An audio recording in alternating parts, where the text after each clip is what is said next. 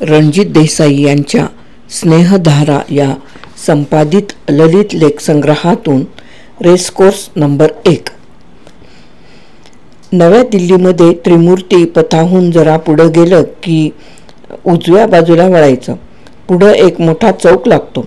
त्याच्या डाव्या बाजूला जो रस्ता लागतो त्या रस्त्याच्या वळणावर एक पोस्ट ऑफिस आहे.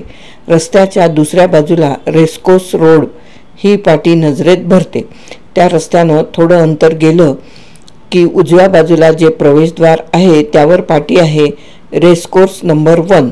तिथून आत प्रवेश केला की त्या उंच वृक्षराईतून जरा पुढे जायचं आणि डाव्या हाताला वळलं की रेसकोर्स नंबर 1 ची पहिली इमारत नजरेत भरते. जणू काही 2 इमारतींमध्ये भंगलेली अशी ती संलग्न इमारत असते. इमारत भासते. त्या दोन्हींना जोडणारा एक भव्य पोर्च आहे. त्या इमारतीच्या दोन्ही बाजूंना ताटव्यांनी बंदिस्त झालेली सदैव हिरवट दिसणारी हिरवळ आहे. त्या इमारतीत यशवंतराव चव्हाण यांचं 22 वर्ष वास्तव्य होतं. मला जेव्हा साहित्य अकादमी अवॉर्ड मिळालं तेव्हा मी साहेबांना फोन केला. त्यावेळी ते गृहमंत्री होते. साहेबांचे खास सचिव डोंगरे यांनी मला परत फोन केला. तुम्ही सायंकाळी 7 वाजता साहेबांना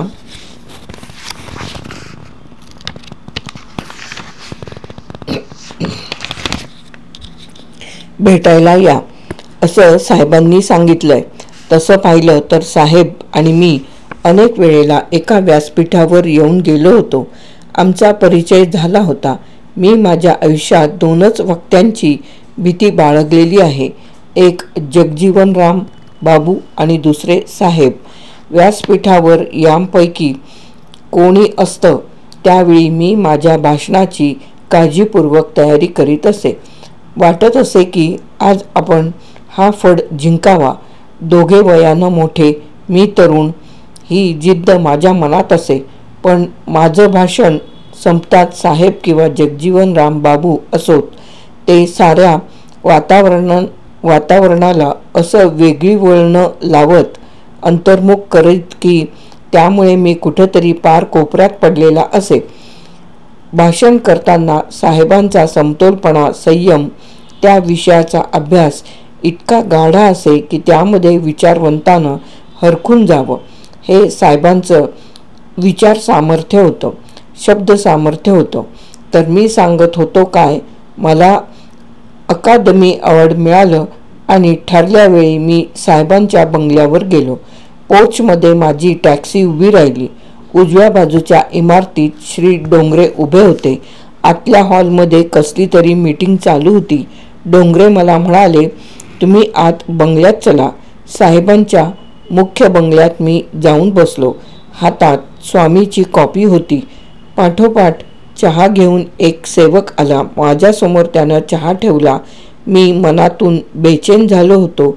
चहा घेत होतो आणि त्याचवेळी साहेब आत आले. मी उठून वाकून साहेबांना नमस्कार केला.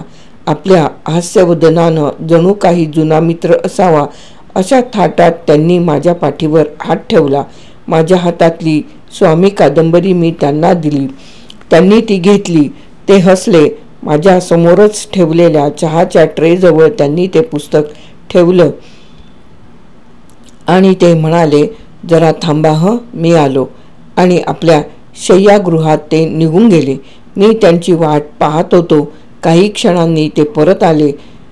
तेव्हा त्यांच्या हातात स्वामीची दुसरी प्रत होती. ती माझ्या हाती देत ते म्हणाले, देसाई, तुमची स्वामी मी वाचलेली आहे. आज तुम्हाला अकादमी अवॉर्ड मिळालेला आहे याचा मला अत्यानंद झाला आहे. या कामांच्या व्यापातून मला त्या समारंभाला येता आलं नाही याबद्दल गैरसमज करून घेऊ नका. साहेब शांतपणे आपल्या समोरच्या खुर्चीवर बसले. माझ्याकडे पाहत हसून म्हणाले, देसाई, अकादमी अवॉर्ड मिळालं याबद्दल तुम्हाला काय वाटतं? मी म्हणालो, साहेब, समाधान वाटतं. यशाचं नव्हे पण घेतलेल्या कष्टाचं. साहेब हसले. मला म्हणाले, देसाई, मी दिल्लीत असेन पण माझं हृदय महाराष्ट्रात गुंतलेलं असतं. तुम्ही मिळवलेल्या यशाचं मला कौतुक आहे पण त्या यशानं हुरळून जाऊ नका. एखादा मनुष्य टेकडी चढतो, डोंगर चढतो आणि त्याला वाटतं की आपण हिमालयाचं शिखर गाठलं. ते खरं नसतं. तुम्ही केव्हाही या यशावर तृप्त राहू नका. तुम्ही यापेक्षा मोठं कार्य करावं असं मला वाटतं. लहान वयात यश मिळालं की कित्येक वेळेला माणूस वाया जातो, हे मी पाहत आलो आहे. तुम्ही त्याला बळी पडू नका. साहेब उठले. गंगा त्यांनी हाक मारली. साहेबांचा एक निष्ठावंत सेवक गंगा तबक घेऊन आला. त्यामध्ये एक हार मला आजही आठवतो. तो मोगरीचा हार आणि एक पुष्पगुच्छ होता. ते पाहताच मी भारावून उठलो. साहेबांनी तो हार उचलला आणि माझ्या गळ्यात घालण्यासाठी हात पुढं केले. मी तो हार मध्येच पकडला आणि साहेबांचे चरण स्पर्श करीत म्हणालो, साहेब, या उपचारांसाठी मी इथं आलो नाही. साहेब नेहमीच्या हास्यवदनानं म्हणाले, देसाई, तुमचा जेव्हा मला फोन आला तेव्हा मी 7ची वेळ दिली. याचं कारण एकच आहे. माझ्या घरामध्ये तुम्हाला बोलवावं, तुमचं कौतुक करायला मिळावं असं मला वाटलं. पण या राज्यकारभारामुळे 7पर्यंत मला उसंतच नव्हती. साहेबांना वंदन करून मी तिथून निघून आलो. ती भेट आमची जवळीक ठरली. त्यानंतर आमचा अनेक ठिकाणी अनेक वेळेला परिचय वाढत गेला. स्वामीनंतर मी श्रीमान योगी लिहिली. श्री बाळासाहेब देसाई ही श्रीमान योगीच्या पाठीमागची प्रेरणा होती. बाळासाहेबांच्या आग्रहास्तव यशवंतरावजी मुंबईला आले आणि यशवंतरावांनी माझ्या हाती सोन्याचं कडं घातलं. समारंभ संपला. यशवंतरावजी मला म्हणाले,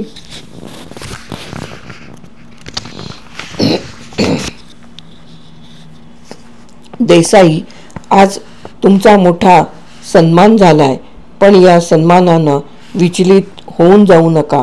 तुम्हाला पुष्कळ मोठं व्हायचं आहे. ज्या ज्यावेळी मला यश मिळत असे त्यावेळी मी पावलं जमिनीशी खिळवून ठेवायला त्यावेळी माझी पावलं जमिनीशी खिळवून ठेवायला साहेब कारणीभूत होत असत. ही वृत्ती सांगण्यापुरतीच नव्हती, ती त्यांच्या आचरणातही होती. इचलकरंजीला साहित्य संमेलन भरलं होतं. मी त्याचा स्वागताध्यक्ष होतो. अध्यक्ष होते पु ल देशपांडे. त्यांनी अट घातली होती की साहित्य संमेलनाच्या व्यासपीठावर कुठलाही मंत्रीसंत्री मला चालणार नाही.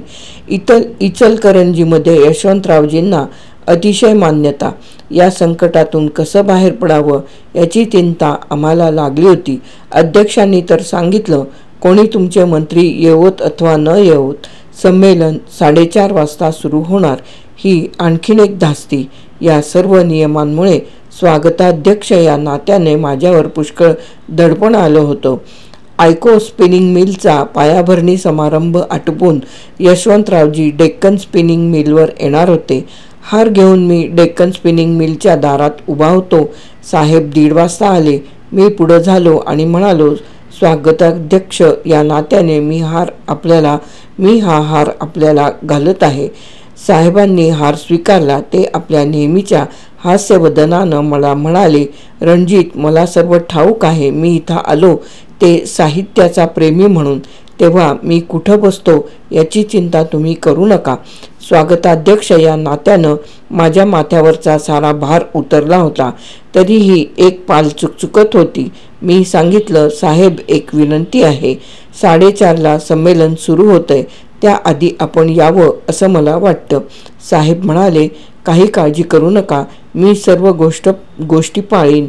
आणि आश्चर्य, बरोबर 4:15 वाजता यशवंतरावजी साहित्य संमेलनाच्या मांडवामध्ये हजर झाले. कार्यक्रम सुरू होण्याआधी ते मला म्हणाले, रणजित, असा सुखसोहळा पाहण्याचं भाग्य कोण सोडेल? ते मी डोळे भरून पाहीन. पण मला असं वाटतं की तुम्ही सर्व साहित्यिकांनी हा कार्यक्रम झाल्यानंतर माझ्याकडे यावं. मी त्यांना हो म्हणालो. साहित्य संमेलनाचं उद्घाटन झालं. सोहळा पार पडला. मी सर्व साहित्यिकांना यशवंतरावजींचं आमंत्रण दिलं होतं. आमच्या जाण्याची व्यवस्था केली होती. त्यानुसार सारे साहित्यिक डेक्कन स्पिनिंग मिलवर गोळा झाले. साहेबांच्या बरोबर जेवण झालं.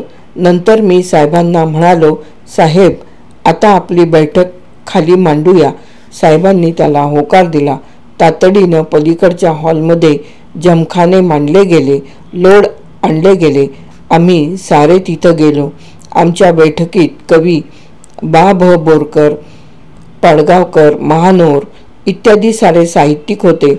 कवी अनिल हेही होते. कोणी कविता वाचत होतं, कोणी कविता म्हणत होतं.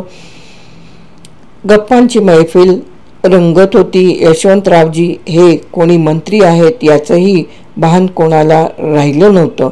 तेही या मैफिलीत संपूर्ण सहभागी झालेले होते. अध्यक्षपदाची कामं आटपून श्री पु ल देशपांडे सुनीताताईंसह 12च्या सुमारास तिथं आले. सोन्याला सुगंध यावा तसं त्यांचं आगमन झालं. आम्ही सर्वांनी बाईंना म्हणजे पु ल देशपांड्यांना काहीतरी म्हणण्याचा आग्रह केला आणि पु ल देशपांड्यांनी जोहार मायबाप हा अभंग म्हटला आणि त्या बैठकीची सांगता झाली. काही न बोलता यशवंतरावजींनी आम्हा सर्वांचा निरोप घेतला. गेल्या 20 वर्षांमध्ये साहेबांच्या सहवासात आलेल्या अनेक आठवणी आज मनात दाटून येतात. त्या साऱ्याच लिहायच्या झाल्या तर त्याला मर्यादा राहणार नाही. साहेबांचा माणुसकी जपण्याचा जिव्हाळा फार विलक्षण होता. मला पद्मश्री मिळाली. दिल्लीला गेलो की रेसकोर्स नंबर 1 हे मी कधीही विसरलं नव्हतो. पद्मश्री मिळाली. सोहळा संपला. मी सरळ साहेबांच्या बंगल्यावर गेलो. त्यावेळी ते संरक्षण मंत्री होते. आता अपॉइंटमेंट किंवा रिवाज याची गरज राहिली नव्हती. मी सरळ साहेबांच्या एक रेसकोर्स रोडवर गेलो. साहेबांचे सचिव डोंगरे यांना मी आल्याचं सांगितलं. ते कुठल्या तरी तातडीच्या मीटिंगमध्ये गुंतले होते. टेलिप्रिंटरवरून येणारी भेंडोळी त्यांची कातणं वाचत होते. मी त्यांच्या बंगल्यात जाऊन बसलो. पद्मश्रीचं यश माझ्या डोक्यात चढलेलं होतं आणि त्याच वेळी अंगामध्ये काळी शेरवानी, डोक्याला डोईला गांधी टोपी आणि स्वच्छ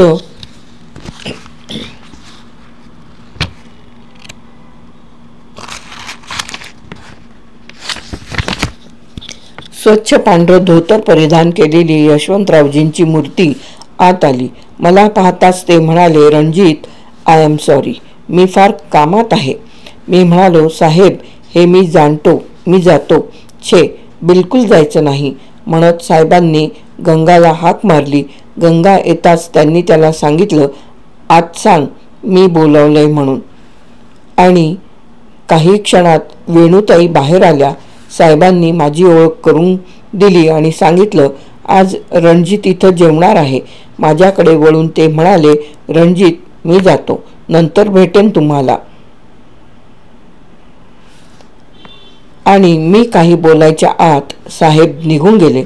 उरलो होतो मी आणि वेणुताई. डोक्यावर पदर घेतलेल्या शांत सालस अशा त्या वेणुताईंकडे मी पाहत होतो. जणू काय मी पूर्वपरिचित आहे अशा थाटामध्ये त्या माझ्याशी बोलत होत्या. मी कुठं राहतोय, गाव बेळगाव पासून किती लांब आहे, माझ्या घरामध्ये किती जनावरं आहेत याची त्या चौकशी करीत होत्या. आपल्या साऱ्या संभाषणात त्या बाईंनी कधीही माझ्या वैयक्तिक जीवनाची चौकशी केली नाही.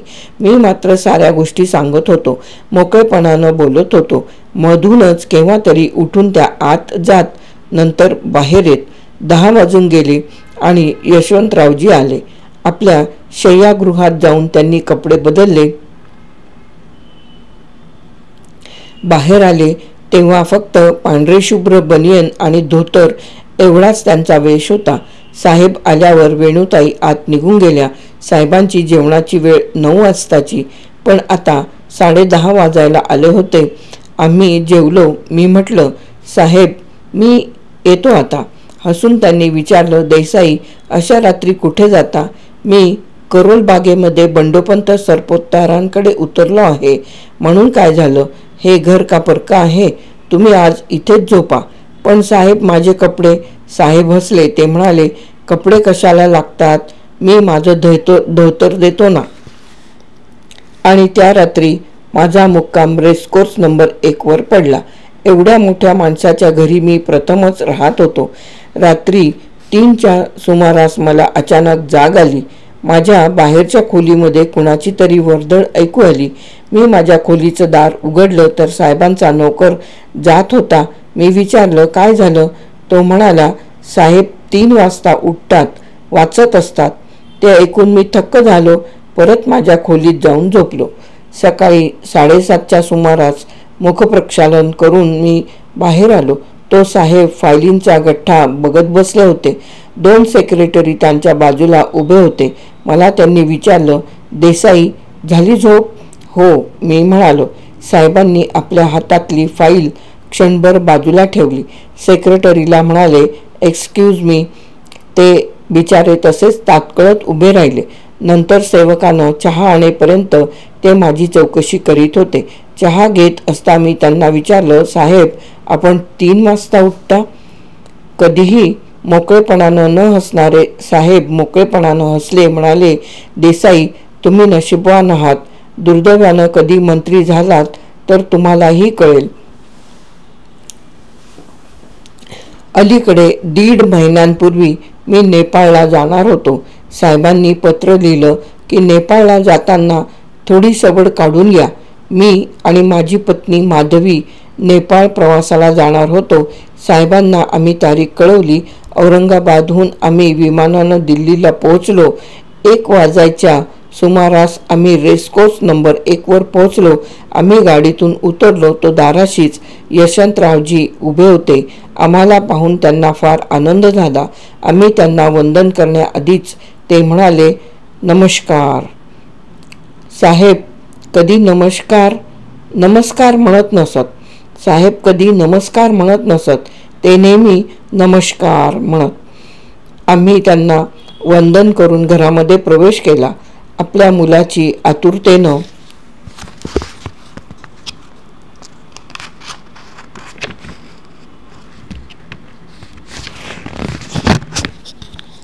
वाट पाहावी एवढं अगत्य त्यांच्या नजरेत होतं. त्यांनी आमची सारी व्यवस्था सज्ज ठेवली होती. आम्ही 7 दिवस त्या घरात राहिलो होतो. साहेबांच्या हाती आता कुठली सत्ता नव्हती, कुठलं मंत्रिपद नव्हतं. साऱ्या राष्ट्राचं अर्थ खातं, परराष्ट्र खातं, गृह खातं, संरक्षण खातं हे सारे सन्मानानं जपणारा हा माणूस त्या रेसकोर्स रोड नंबर 1च्या बंगल्यात एकाकी शांतपणे बसलेला आम्हाला दिसत असे. मंत्रिपद हरवल्यानंतर वैतागलेले अनेक मंत्री पाहिलेले आहेत, पण साहेबांच्या शांत वृत्तीमध्ये कुठंही बदल पडलेला मला त्या 7 दिवसांत दिसला नाही. घरच्या नातेवाईकांसारखे आम्ही त्या घरात वावरत होतो. परकेपणाचा भासही तिथे होत नव्हता. एक पितृछत्र लाभल्याचा आनंद आम्ही उपभोगत होतो. साहेबांचं वाचन प्रचंड होतं. इंग्रजी साहित्याबरोबरच मराठी साहित्याचा त्यांचा परिचय फार मोठा होता. नव्या लेखकाचं पुस्तक ते आवर्जून वाचत असत. साहित्यावरच्या आमच्या चर्चा खूप रंगत असत. कित्येक वेळेला न कळत तो ओघ राजकारणाकडेही वळे. एकदा वसंतदादांचे आणि त्यांचे मतभेद झाले होते. शरद पवार हेही दुसऱ्या वळणावर गेले होते. त्याबद्दल बोलताना साहेब मला म्हणाले, वसंतरावांसारखा सहकार जाणणारा माणूस मला दुसरा माहीत नाही. शरद पवारांची निष्ठा अजोड आहे. महाराष्ट्राबद्दलचं प्रेम, महाराष्ट्रावरची सत्ता कोणाची आहे हा प्रश्न नाही, पण ती माणसं किती योग्यतेची आहेत हे महत्त्वाचं आहे. महाराष्ट्राची मला काळजी वाटत नाही.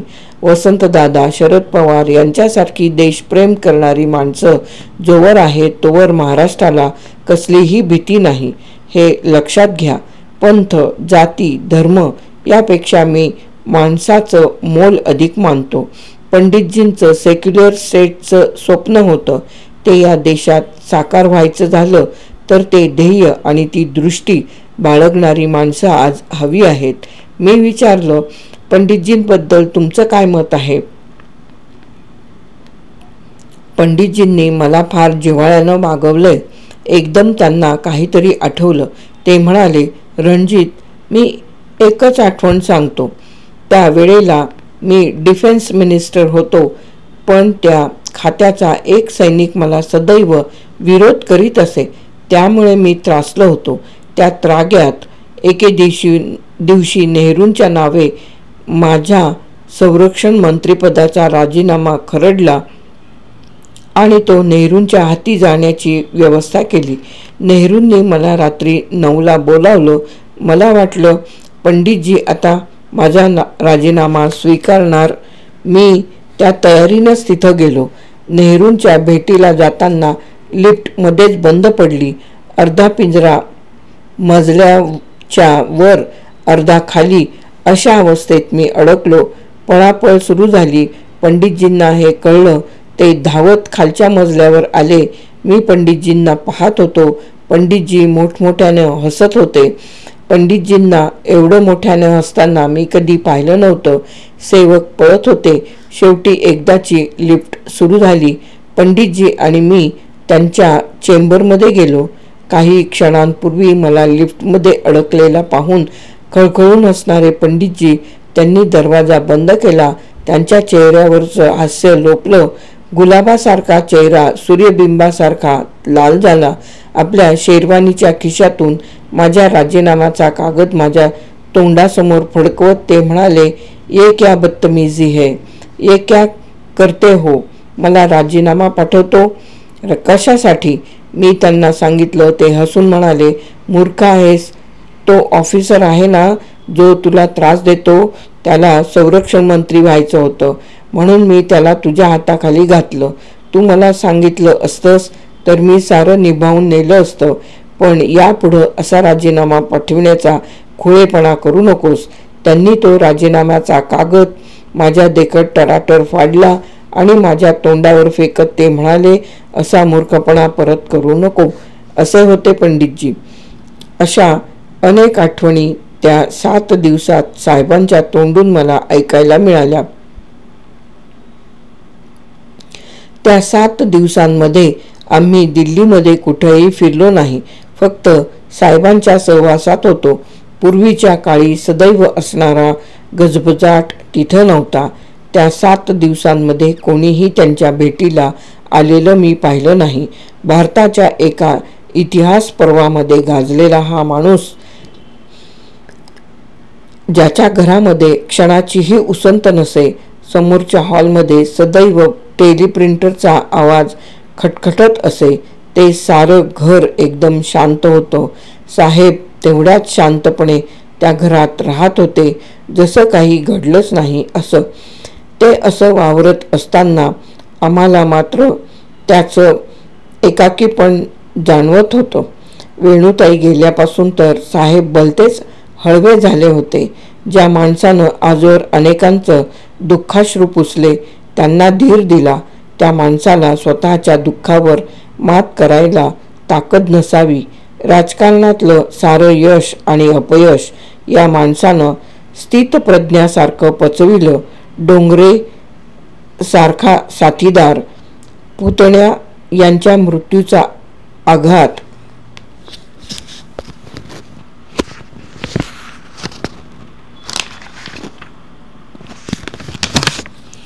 त्यांनी कसाबसा सोचला, पण वेणूताईंच्या मृत्यूनं ते पार खचून गेले. त्यांचं जीवन उजाड बनलं. वेणूताईंचं नाव जरी काढलं तरी त्यांच्या डोळ्यात अश्रू उभे राहत. अशाच एका भारावल्या क्षणी मी त्यांना विचारलं, साहेब, लक्ष्मण शास्त्री जोशी, रसिकभाई शहा, रामभाऊ जोशी, नरूभाऊ लिमये यांच्यासारखी माणसं तुम्हाला जपत असतात, तुम्हाला एकाकीपण एवढं का जाणवावं? साहेब खिन्नपणे हसले, म्हणाले, अशा मित्रांच्या संगतीनंच मी जगलो वाढलो. रणजित, मी तुला सांगतो, मी कधीही कोणाचा द्वेष केला नाही. आमचे मतभेद झाले त्यावेळी नरूभाऊंनी माझ्यावर उदंड टीका केली. ती टीका माझ्यावर वैयक्तिक नव्हती, ती आमच्यातल्या मतभेदांवर होती. त्यामुळे नरूभाऊंसारखे अनेक टीकाकार माझे मित्रच राहिले. माझं जीवन किती आहे हे मला माहीत नाही, पण एकच सांगावंसं वाटतं, स्तुतीपेक्षा टीकेकडे अधिक लक्ष द्या. जेव्हा टीका होते तेव्हा नेहमीच त्यात द्वेष भरलेला असतो असं नव्हे, त्यात प्रेमही लपलेलं असतं. कदाचित त्यातून आपल्याला आपली चूक कळून येते, सुधारण्याची संधी मिळते, तर सुधारता येते. आता साहेब गेले. एक पितृछत्र हरवल्याची जाणीव आज होते आहे. आता रेसकोर्स राहिलेलं आहे. नंबर 1 कायमचा हरवला आहे. रणजित देसाई यांचा रेसकोर्स नंबर 1 हा ललित लेख येथे समाप्त.